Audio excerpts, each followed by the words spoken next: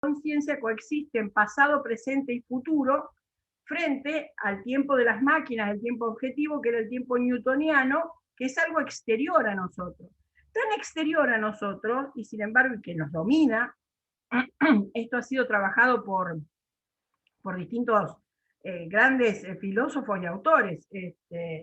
No hay más que recordar, por ejemplo, a Marx cuando escribe sobre el fetichismo de la mercancía, o a Simmel cuando escribe La tragedia de la cultura, y el mismo, un filósofo muy sociólogo más que filósofo, contemporáneo, como es Pierre Bourdieu, cuando dice que lo tenemos tan internalizado y lo sentimos tanto, esta cosa de la exterioridad del tiempo que se nos impone, que no es algo propio nuestro, que nuestras propias expresiones verbales lo dicen. Cuando decimos, se pierde el tiempo, se gana el tiempo, tiempo que hay que matar el tiempo, ¿no? Que es una frase, eso de matar el tiempo, que se encuentra sobre todo entre los desocupados. Lo que más nos afecta es este tiempo, este continuo presente, dice, esto que nunca pasa. Entonces, cuando Coriat dice violencia calculada sistemáticamente, se refiere a que Ford, con las innovaciones, las innovaciones organizacionales que pone en marcha, sobre todo con la cadena de montaje, va a imponer, es la empresa, es el capital el que termina imponiendo el tiempo de trabajo. Va más allá del cronómetro de Taylor, no es que lo deseche al cronómetro de Taylor, sino que lo supera, digamos, lo usa, pero va más allá, porque es la máquina, ¿verdad? La que ahora, con la velocidad de la cadena, la que le impone el ritmo y la velocidad de trabajo que debe ajustarse los trabajadores. Yo quería pasarles, pero no puedo, no sé cómo pasarlo. Si ustedes van a YouTube y ponen tiempos modernos de Chaplin, hay una escena que es cuando él, que quería pasársela a ustedes, son un segundo nada más, que es él ajustando en la cadena de montaje, ajustando los bulones, las tuercas, y el compañero de al lado y el otro le tenían que dar un golpe. Bueno, esa idea de que en esa película, yo les recomiendo que la vean, porque entonces cuando lo ven se representan, si bien cambian las máquinas de herramientas van a ser otras,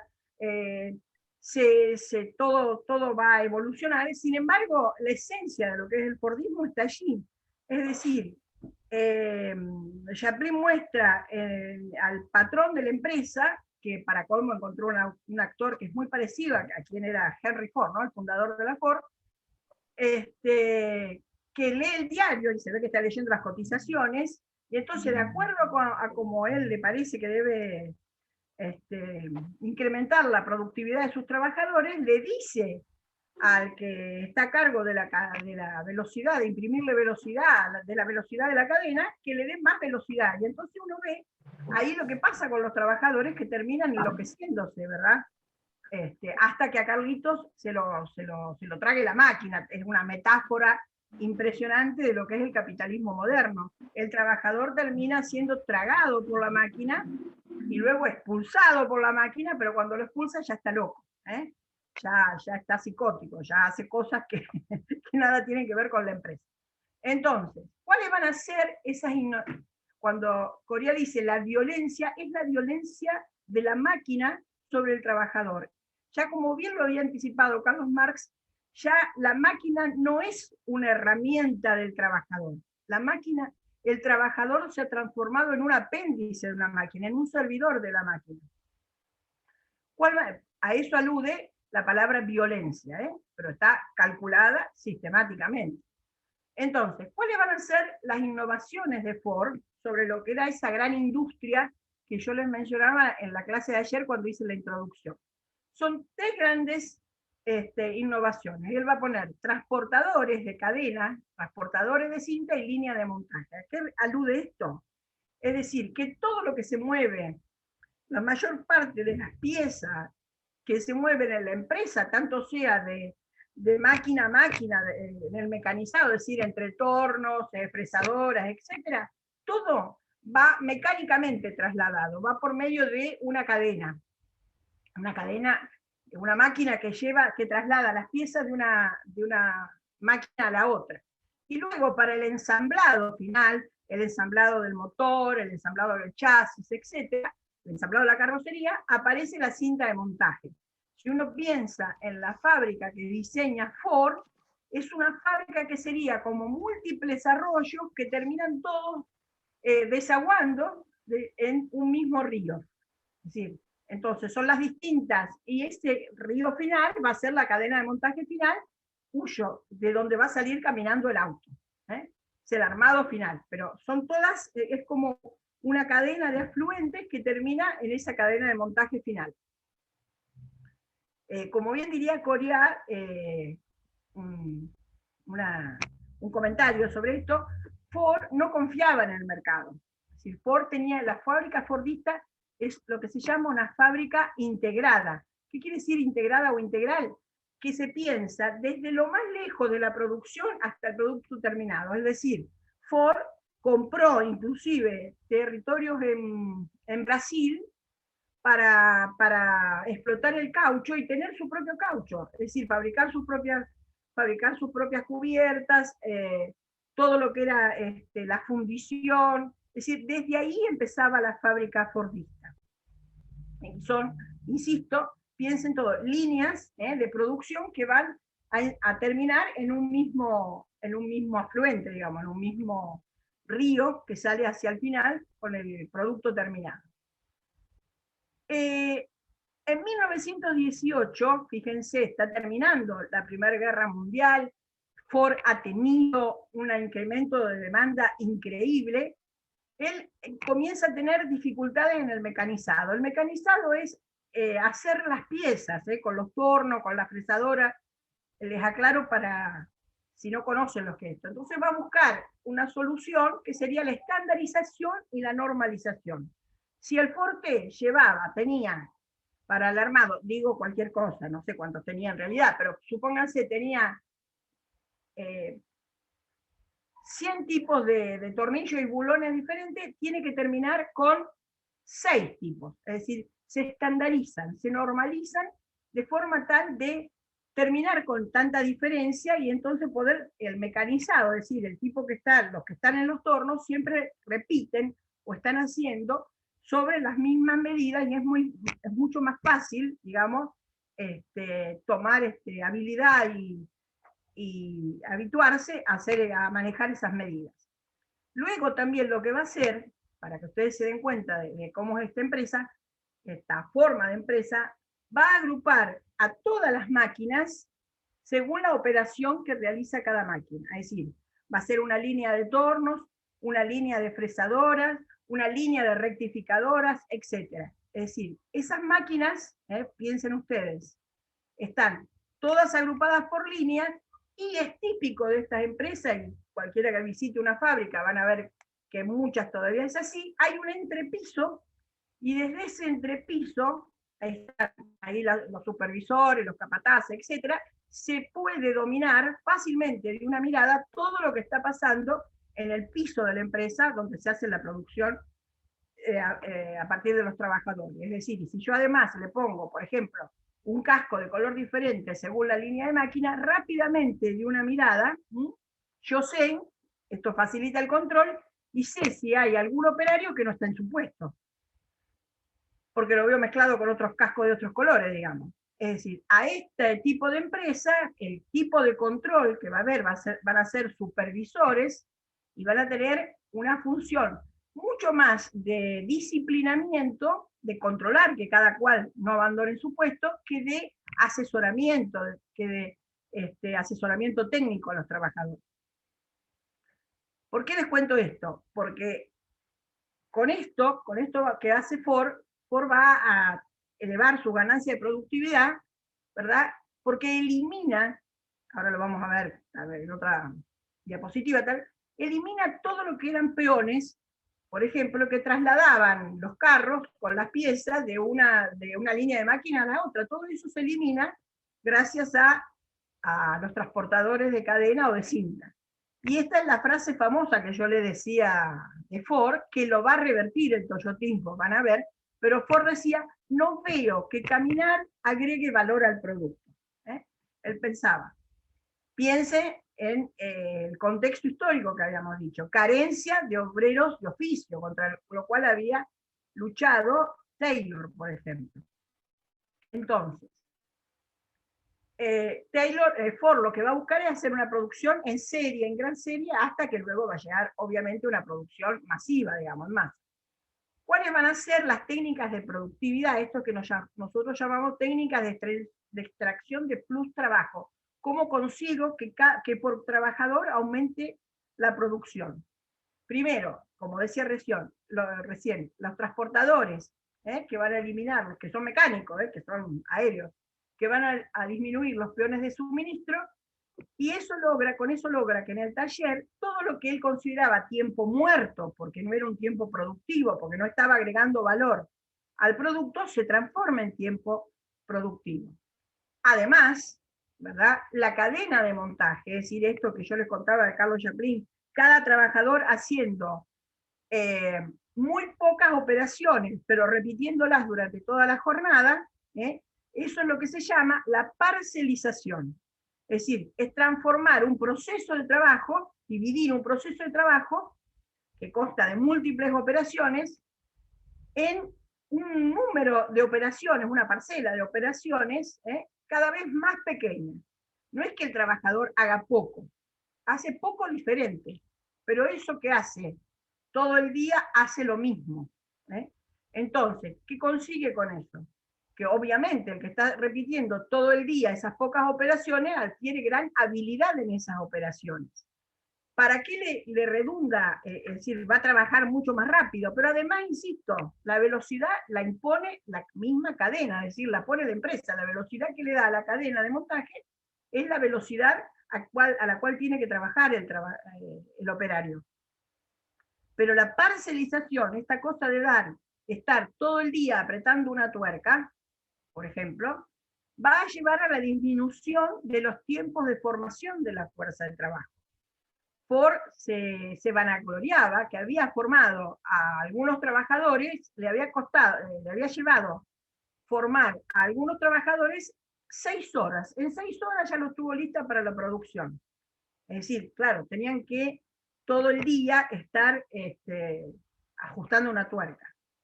Esto va a ser muy importante para Ford, porque Ford era un abanderado, un adalid del open shop, es decir, peleaba contra el sindicato, la American Federation of Labor, se acuerda que tenía el closed shop, que la convertía prácticamente en un subcontratista. Ford va a ser uno de los que más va a pelear contra el closed shop, se abandera con el open shop, y esto le sirve. ¿Por qué le sirve? Porque si yo puedo poner a trabajar a un operario que no sabe nada, pero lo pongo en 6 horas, ya sabe cómo operar en su puesto, puedo incorporar, ¿verdad?, a toda esa fuerza de trabajo, a toda esa masa urbana que había en los Estados Unidos, formada por muchos inmigrantes, que no era sindicalizada porque la American Federation of Labor solo afiliaba a aquellos que tenían un oficio reconocido. Entonces, es más, esta incorporación de fuerza de trabajo descalificada, es decir, que no tiene un oficio reconocido, permite a Ford bajar también bastante los salarios en ese sentido. Entonces, pero por sobre todo es una pulseada muy política y permite, ¿verdad?, burlarse de las presiones del sindicato, sobre todo la American Federation of Labor. Y esto que yo les decía, que desde el entrepiso, donde están los capataces, la oficina de organización y métodos, los ingenieros, etcétera, puede de una mirada ver lo que pasa en el piso con los trabajadores, es a lo que se ha denominado panóptico de Bentham por el mismo Foucault. De una mirada controlo todo. La otra característica que va a tener Ford es el recurso sistemático al maquinismo. Insisto, maquinismo es ese proceso que acompaña al capitalismo desde su nacimiento en la Revolución Industrial, por el cual siempre que se pueda reemplazar trabajo humano por trabajo mecánico, va a ser reemplazado. algo que no sé si luego va a aparecer, supongo que ahora, pero lo que le quería decir es que Estados Unidos tuvo varias olas de inmigración. La primera ola de inmigración es antes de la guerra de secesión. ¿Por qué les cuento esto? Porque justamente la primera ola de inmigración que llega a Estados Unidos está formada por nórdicos, es decir, está formada por suecos, noruegos, alemanes, que tienen gran dominio de los oficios industriales. Sin embargo, en ese momento Estados Unidos está llevando adelante una política de conquista territorial frente a los pueblos originarios, ¿verdad? Lo que se denominó para el cine americano la conquista del oeste, y entonces ofrecía a los inmigrantes que el que se animaba a ir a establecerse en el oeste, le ofrecía quedarse con las tierras en donde se establecía, ¿verdad? Eso da lugar a las grandes caravanas de colonos que parten a pelear con el indio, etcétera, etcétera. Esto hace que se pierda para la industria esa población que está muy calificada en términos industriales, y luego de la guerra de secesión, ¿verdad? Entre otras cosas, la guerra de secesión se enfrentan un norte industrializado con un sur esclavista, y al norte esclavizado el norte industrializado pide que se termine la esclavitud porque necesita hombres libres e iguales en términos jurídicos para que sirvan de mano de obra, cosa que los vínculos de la esclavitud, atándolos a cada uno, a los amos, lo impedía. Entonces, después de esa guerra vienen otras olas de inmigración, pero ya los pueblos que llegan son irlandeses, italianos, de Europa, gente de Europa Central, que no están tan calificadas para la industria. Sin embargo, con este método de la parcelización de los procesos de trabajo, Ford consigue incorporarlos. Entonces, el capítulo 4 de Coriat van a leer que él habla de el segundo gran invento de Ford. El primer gran invento de Ford, si se quiere, fue animarse a fabricar un auto en serie, que fue el Ford T. El segundo gran invento que viene relacionado con esto son todas las innovaciones que realiza en la organización tanto de hombres y de máquinas en su empresa. El tercer gran invento de Ford va a ser esto que Coriat aborda en el capítulo 4, el salario.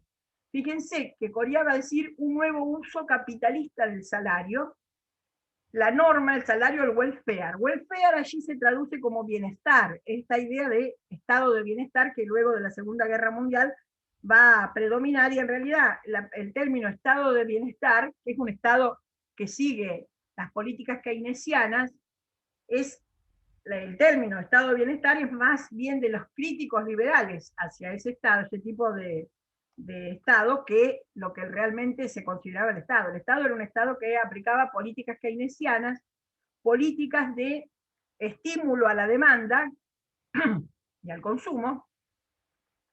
Es decir, y en todo caso, el mismo Coriat dice, debería haberse hablado de estado plan, porque es un estado que trata de sistematizar todos los factores de la economía. ¿Por qué digo esto? Todos los factores de la economía, una pequeña digresión con no, vamos a seguir con Ford y después les cuento lo del estado keynesiano. Entonces, Ford va a utilizar, va a hacer un uso del salario. Ese uso del salario le va a servir como parte de la estrategia del Open Shop, es decir, para luchar contra los sindicatos.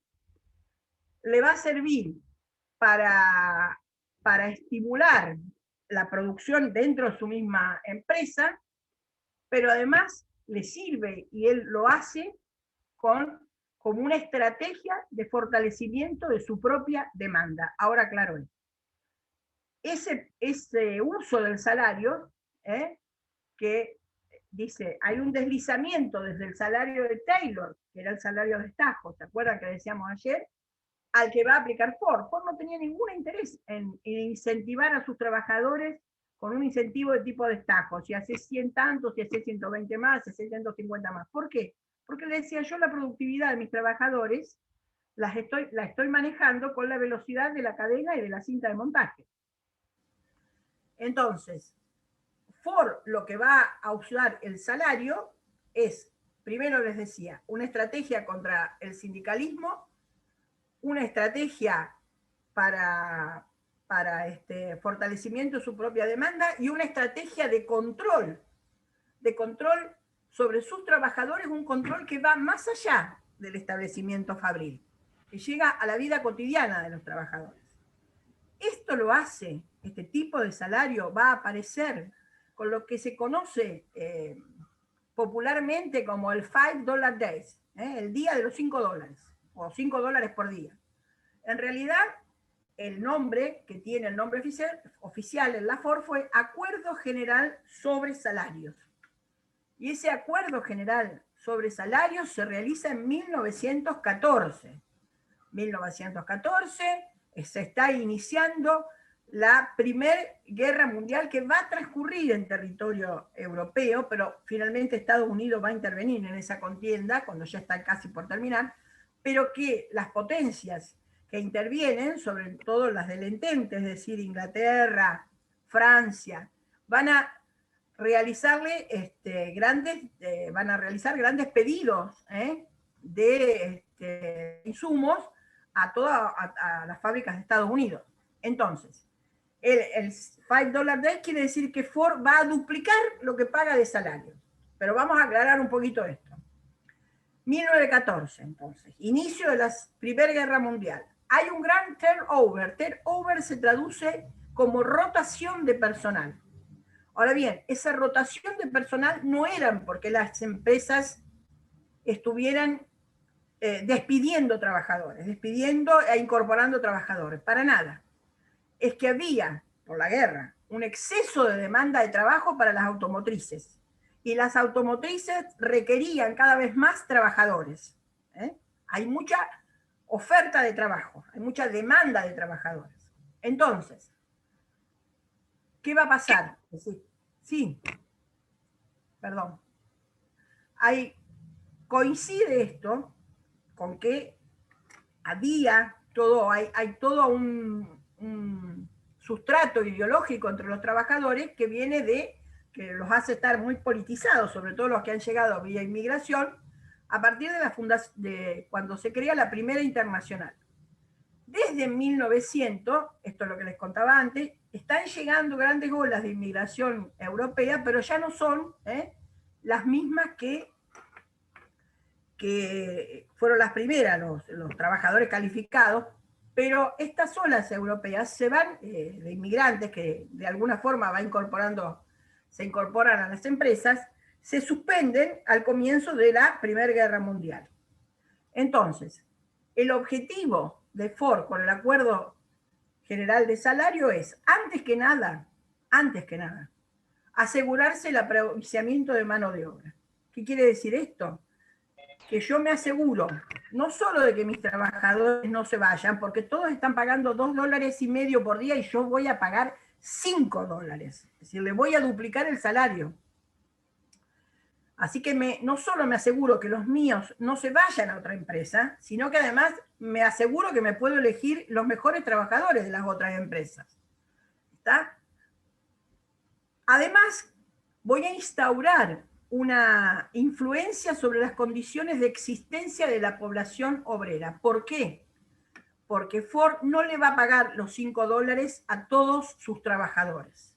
Le va a pagar los $5 a aquellos trabajadores que demuestren que gastan su salario, diríamos, saludablemente. Es decir, Ford va a crear, y esto lo cuenta el mismo Coria, el primer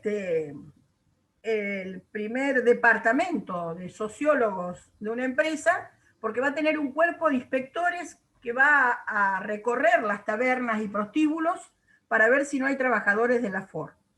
Si había trabajadores de la Ford, olvídense, no iban a cobrar los $5. Así que como dice Coria, tenía mucha más chance de cobrar esos $5 un trabajador casado, con una vida sexual regular y con un consumo cuidado y sano que estaría en manos de sus esposas. además le permiten esto que yo digo, una selección y un control estricto de sus trabajadores, y a partir de ahí va a racionalizar sus talleres, va a aumentar la parcelización por hombre ocupado, es decir, cada uno va a realizar menos operaciones, pero las va a repetir durante toda la jornada, y además le permite bajar el ausentismo. Obviamente, aquellos que tuvieran un ausentismo más o menos alto no iban a cobrar tampoco los $5.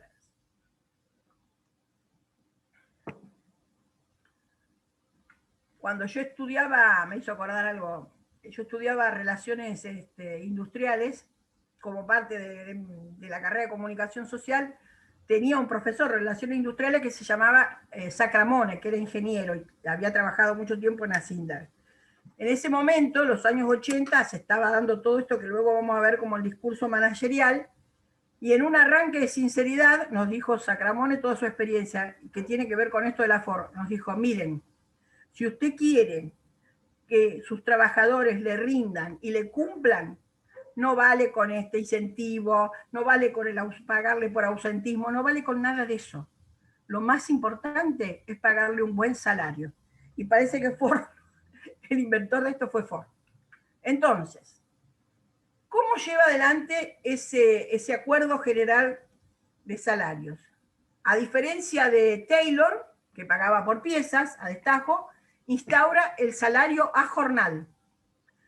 Va a controlar la productividad a partir del ritmo y la velocidad de trabajo en la cadena.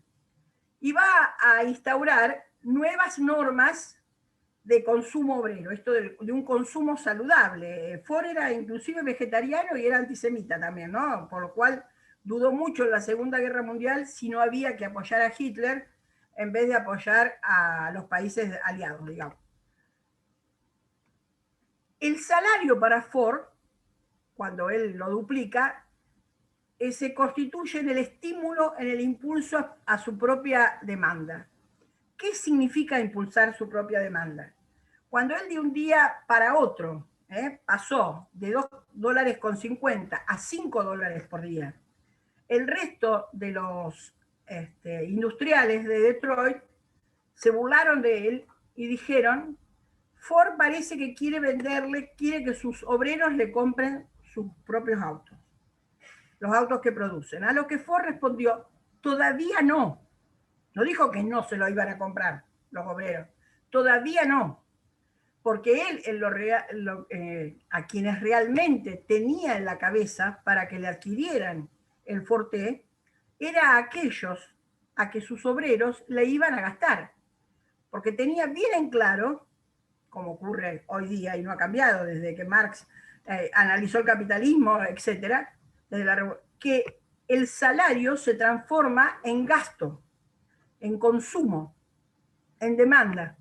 Con lo cual, si yo, Ford decía, el razonamiento de Ford es, si yo duplico el salario, mis obreros le van a gastar el doble al tendero, al panadero, al carnicero, a donde gasten su salario, y esos que van a recibir el doble de lo que hasta entonces recibía, sí me van a comprar el Forte.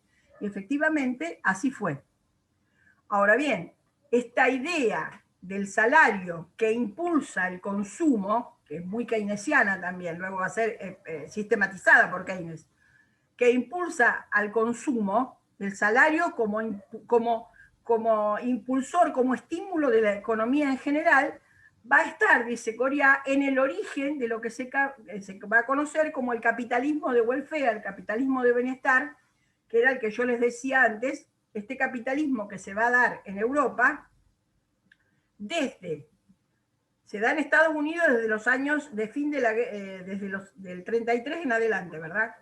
Es el primer New Deal, el segundo New Deal que realiza Roosevelt. Pero luego estas formas de gestionar y de organizar las empresas va a ser impulsada por Estados Unidos en todo lo que va a ser la reconstrucción de Europa occidental. Entonces es allí, por eso dice, es el origen del capitalismo de welfare en la segunda posguerra, la posguerra de la Segunda Guerra Mundial. Coria nos dice que ese salario que establece Ford, ¿verdad? es una metodología de control de trabajo mucho más elaborada que las técnicas taylorianas de estimulación monetaria, mucho más elaborada, porque Taylor tenía un cronometrista atrás, alguien que le tomaba el tiempo y un supervisor que lo disciplinaba y le decía que tenía que trabajar y cómo. Ford, además de eso, hasta puso inspectores que se fijaran cómo gastaban, ¿verdad?, el salario de los obreros. Y además, ese salario que gastaban los obreros le multiplicó las ganancias porque hizo que la demanda de sus autos aumentara muchísimo. Y entonces, eso está en el origen de ese capitalismo, el control de trabajo, que se realiza a partir de un buen salario, pero que ofrece al trabajador, por eso lo ata al trabajador, a la empresa, lo ata al sistema capitalista en general, digamos. Le ofrece al trabajador un buen salario, una jornada de trabajo de duración razonable. Piense que los mártires de Chicago caen por pelear por las 8 horas. Una garantía contra el paro, acá paro debe leerse como desocupación, porque aparecen los seguros para el desempleo, y contra los atentados a la salud y contra las prácticas discriminatorias e injustas que van a ser tomadas como eran los sindicatos de oficio, por ejemplo. Esta idea que Ford comienza allá por 1914 a esbozar, obviamente cuando se da la crisis del 30, la Ford tiene que recortar todo esto igual que el resto de las empresas, digamos. Pero esta idea queda y luego los economistas de la Escuela de la Regulación van a llamar al periodo que se da de 1945 a 1975 como régimen de producción keynesiano-fordista. Keynesiano, por lo que dice Keynes, y es el marco conceptual, la filosofía política que va a guiar a lo que son las políticas de este estado de bienestar, y esta idea de Ford de fortalecer la demanda a partir del salario. Antes de eso, bueno, antes de llegar a esto, quería contarles lo que es brevemente esta idea de estado de bienestar para que no quede dicho así y que dé un panorama más, más analítico, digamos. Después de la crisis de 1930, que fue una crisis terrible, donde parecía que se terminaba con el régimen de producción capitalista, que hizo que Estados Unidos no solo tuviera inmenso número de quiebra de empresa, inmenso número de suicidios, etcétera, sino que tenía campos, o fueran campos de refugiados para su propia población, que era expulsada, que no tenía ya para alquilar.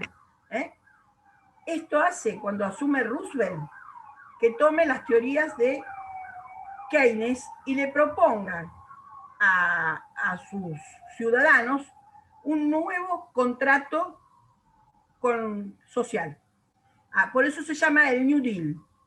¿Y qué es ese nuevo contrato que va a proponer Roosevelt tomando esta idea, las ideas de Keynes y esto de Ford? ¿Qué decía Keynes? Keynes dice, frente a la crisis, que fue una crisis terrible, pero ya lo venía diciendo de antes, y lo dice confrontando a los liberales económicos. En realidad, el mercado, dice, los liberales decían que en el largo plazo la mano invisible del mercado recomponía todas las inequidades que producía el mercado, ese mismo mercado. A lo que Ford le contesta, esa idea tiene un gran problema. ¿Cuál es el gran problema? Que en el largo plazo estamos todos muertos. Es decir, lo que debemos hacer, lo tenemos que hacer ahora, no esperar el largo plazo, porque el largo plazo el mercado no está resolviendo nada. Entonces lo que va a proponer Keynes es que aparezca, que se constituya un actor central, fuerte, va a ser el Estado, que tome en sus manos los distintos factores de la economía, es decir, el ahorro, el crédito, la producción y el trabajo, y los coordine de forma tal de que todos esos factores se articulen sistémicamente y produzcan y muevan a la economía positivamente. Es decir, ese gran actor que va a tomar en sí las riendas de estos factores, tiene que articular el ahorro de la nación con el crédito con la producción y la producción con el consumo. Para que haya consumo, el consumo va a ser la rueda que tire de todos estos otros factores, pero para que ello ocurra, el consumo se debe basar en el salario. Es allí donde va a aparecer como característica de este estado de bienestar de todos estos países occidentales, aparece eso que se llama el estado bienestar, pero fíjense, como dice Polanyi, que son 30 años de crecimiento sostenido de la economía. Los 30 gloriosos le llaman. ¿Por qué los 30 gloriosos? Porque se establecen instituciones que permiten coordinar que el salario, que a partir de que el salario se estabiliza, tira de la rueda del consumo, el consumo tira de la producción y toda la economía gira alrededor de eso. Y son 35 años de crecimiento sostenido. ¿Cómo se consigue estabilizar el salario? Lo vamos a ver cuando termine de dar ahora este texto, lo que se llama la relación salarial fordista, ya lo vamos a ver. Pero digo, van a aparecer, es decir, la idea es que el salario tenga estabilidad, que los trabajadores que constituyen la mayor parte del mercado no dejen de tener ingreso, para que no dejen de consumir. Por eso aparece el salario diferido, que es la jubilación, para que a la vejez, cuando ya no pueden trabajar, sigan consumiendo porque tienen salario todavía. Aparecen los seguros de desempleo, por si hay desocupación, pero además hay países europeos que en aquel momento, la segunda posguerra, para prescindir de algunos trabajadores, deben pedirle permiso al Estado a las empresas.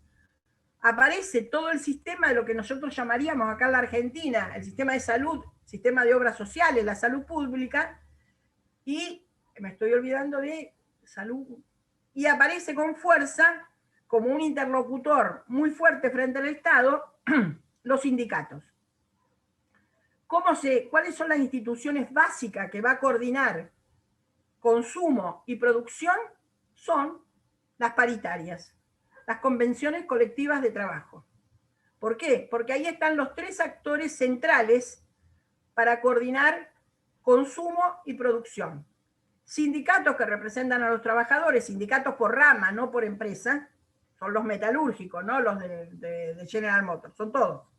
Sindicatos, asociaciones empresarias también por rama, que se ponen de acuerdo para ver cuál va a ser el salario, y aparece el Estado homologando esos convenios y dándole fuerza de ley.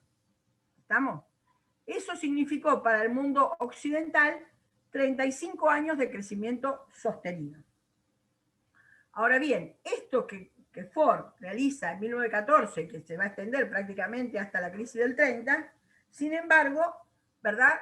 Luego se retoma después del 33, ¿verdad? Vuelve con fuerza, es más, todo Estados Unidos va a entrar por esta óptica, digamos, a partir del New Deal, de los dos, creo que son dos New Deal que tiene que hacer Roosevelt, Franklin Delano Roosevelt. Lo interesante de acá es ver, cuenta la leyenda, para tener una idea de lo que es esto del salario como movilizador de toda la economía, que Roosevelt le dice a uno de sus ministros, ¿cuántos desocupados tenemos? Tantos millones. Bueno, ponga la mitad de esos millones a cavar zanjas y les paga por ello. Y la otra mitad a taparlas y le paga por ello. ¿Se entiende? Que cada uno tuviera algo que hacer. Obviamente no se trató en Estados Unidos de cavar zanjas, sino que se realiza un gran plan de obra pública haciendo todo lo que sería el sistema de grandes represas en el medio oeste americano, digamos. Pero bueno, pero la idea es esa. Entonces, 1945 se extiende, decíamos, a Europa. Llegados los años 60, acá estamos en otro capítulo de Coriat, Él dice, la organización científica del trabajo hecha pedazos. ¿Qué ocurre en los años 60? Generalmente toda la industria del mundo desarrollado tiene empresas de tipo fordista. Y aparecen en los años 60 grandes protestas obreras, pero muy fuertes.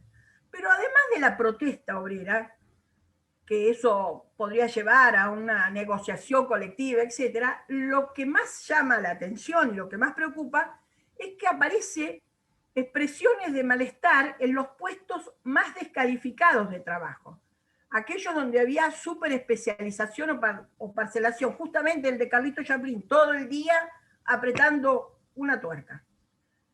Ese malestar se detecta porque aumenta mucho la rotación de trabajadores y el ausentismo. Es decir, o faltaban o directamente se iban, tiraban, contaban algunos conferencistas, los que hemos seguido cursos, que en entonces se tiraba el trabajador que estaba en la línea de montaje, de pronto tiraba la herramienta y se iba.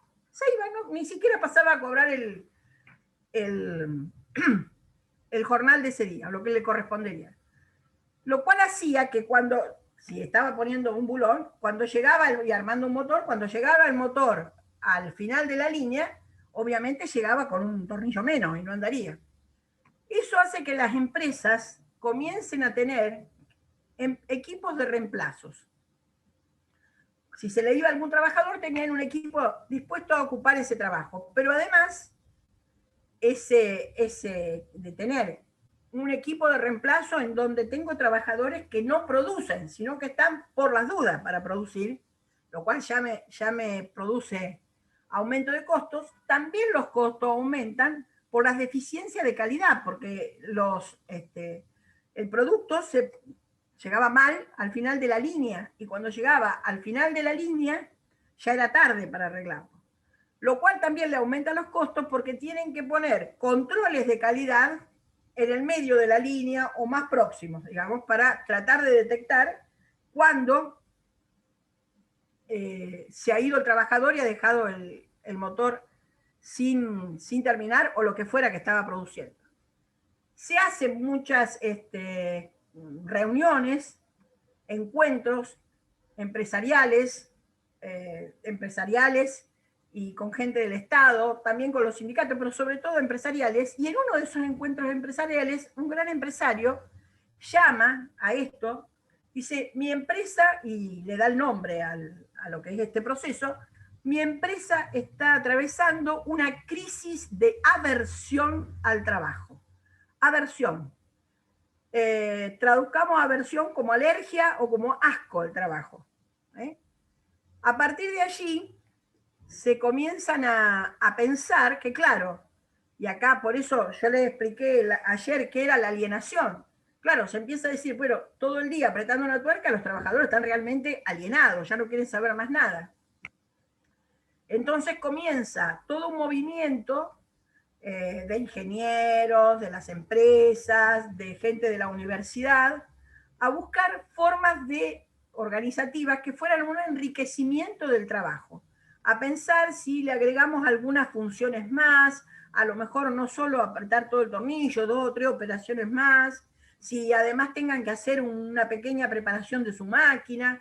Se empieza a pensar cómo se puede enriquecer al trabajo para terminar con esta terrible crisis que venía también de parte de alienación de los trabajadores, porque, digamos, ya se había llegado al extremo, digamos, y no conseguían, digamos, no conseguían estabilizar a los trabajadores en su puesto. Y lo que llamaba la atención que eran de los puestos menos calificados, no los que demandaban más conocimiento, sino los que eran para gente que no tuviera conocimiento.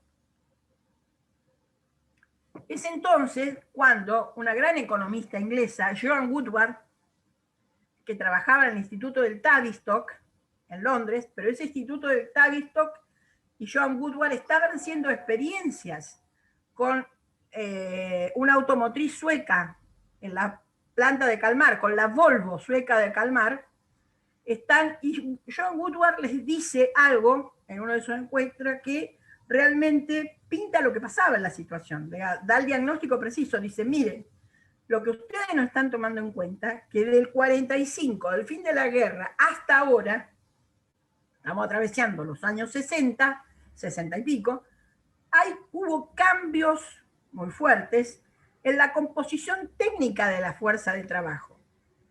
¿Qué quiere decir esto? Que cuando terminamos la guerra, probablemente hacia las ciudades y a las industrias de las ciudades, hubo una gran afluencia de trabajadores que eran ex campesinos, que venían del campo, que ya se había destruido lo que tenían, etc. Pero luego, en estos 15 años, ¿verdad? Del 45 al 60, o en estos 20 años, los países europeos hicieron un fuerte gasto en educación, sobre todo en escuelas técnicas, y hoy los jóvenes que están en la línea de montaje, apretando una tuerca todo el día, en realidad son técnicos que han salido de la escuela técnica con el título de técnico, podrían leer un plano de una pieza, y usted lo tiene todo el día apretando un tornillo, por decir una fórmula para que entiendan. Es entonces cuando, en esa búsqueda de enriquecimiento de tareas, se pasa a lo que estaban realizando, a las experiencias que se estaban realizando los suecos en Kalmar, en la fábrica de Kalmar, con K, y que van a llevar rápido también a experimentar rápidamente los franceses en la Renault, que es los grupos autónomos o semiautónomos. ¿De qué se trata esto de los grupos autónomos? Se trataba de romper con la filosofía de la línea de montaje, de romper con la idea de la parcelización, de romper con la idea que había impuesto Taylor de la separación rígida entre concepción del proceso de trabajo y ejecución del proceso de trabajo. Y entonces los grupos, ¿verdad? Los grupos autónomos o los semiautónomos, como lo llamaban en Francia, lo que hacían era formar un grupo de trabajadores. La Renault lo hicieron, la experiencia se empezó a hacer con el armado de motores. Un grupo que armara el motor, y ese grupo de trabajadores se dejaba que tuviera autonomía, es decir, el motor salía de la línea, que ellos mismos se ocuparan de buscar las piezas, de ver cómo, de distribuirse las funciones entre sí, quién hacía qué cosa, de ver quién los coordinaba, etc.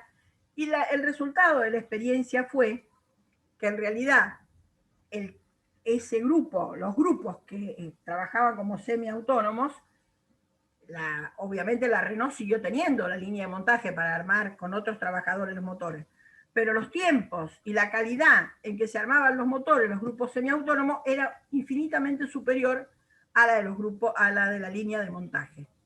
Esto va a dar lugar, luego, va a ser de alguna forma coordinado o puesto en correlación con lo que está pasando en Japón con el toyotismo. Pero, aunque no se llegue al toyotismo, ¿sí? Norma, un segundo, porque vamos a cambiar de Zoom, porque tengo que cerrar para dar entrada a la asamblea que hay ahora. ¿Qué hago? ¿Cierro esto? Lo que te diga Silvita Hielo, sí, ella te va a decir ahora, te va a decir por dónde entrar. Bueno. Pero un minuto, Silvia, así pasar el ID y la contraseña. Bueno, dame un minuto. ¿Vos ya probaste si no se puede? Sí, me pide que cierre. Ok. Que dé por finalizada esta. Bueno, entonces cerramos esta. Espera, no, vos esperá. La que cierra es